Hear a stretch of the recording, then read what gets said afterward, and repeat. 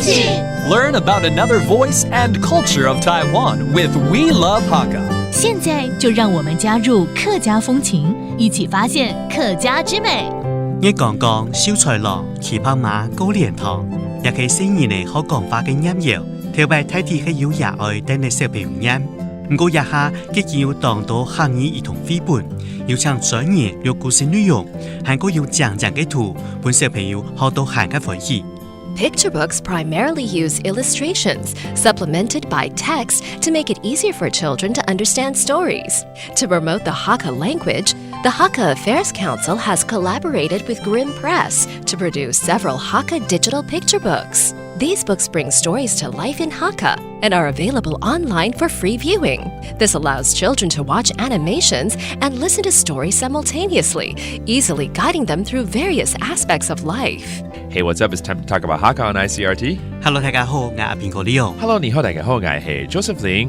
你剛剛念什麼？念講講小菜郎是在押韻，然後在吟詩作樂了嗎？我們現在對，我剛剛念的是客語的念謠，好，這就以前小時候啊，我的爸爸媽媽念給我聽的，教我講客家話很好的一個方式。所以算是童謠的東西了，對不對？對，童謠可能用唱的，也可以用念的，沒錯。但是呢，以前的爸爸媽媽可能還比較多時間，現在的父母，哎呀，很忙啦。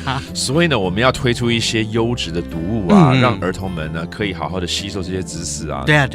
所以呢，我們現在就推出這個叫做兒童的繪本，客語的兒童繪本。OK， 就希望透過這個繪本呢，能讓小朋友他自己在家裡頭可以聽啊，甚至用手機點選了之後呢，就能夠邊聽邊看邊學會客家話。太好了，有很多影音的結合，對，不只是有聲書，可能在網絡上面也可以來做一些連結等等，這也讓小朋友呢更有這個專注能力去讀這些文物啊。沒錯，非常棒。那有沒有什麼樣的重要的人物在推廣這些繪本呢？好，我來介紹這位就是郝廣才哈，他就是一個繪本的作家，他的有一個系列叫做新世紀童話繪本呢，就目前是客委會跟他們在合作，做成這個兒童的客語的繪本。那同時呢，他也邀請到兩位很資深的客語的配音員徐敏麗跟楊明剛，然後來共同把它用這樣廣播劇的方式演繹出來。我相信這成果是非常有聲有色的哦。對啊。好，那我們來教幾個單字關於今天講的一些議題好了，比如說兒童 children， 兒童